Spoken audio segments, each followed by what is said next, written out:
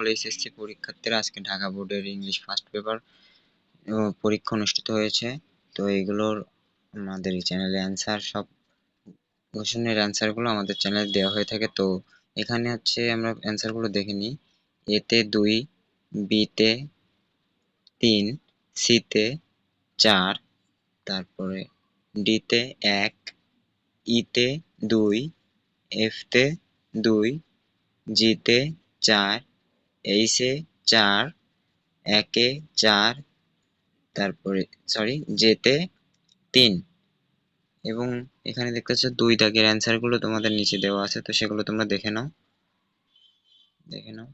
তারপরে এই পাশে আছে তোমাদের 4 দাগের অ্যান্সার গুলো। 4 দাগের অ্যান্সার গুলো তোমরা দেখে দাও, আমি আর কোনো কথা বলতেছি না। তো দেখতে থাকো তোমরা।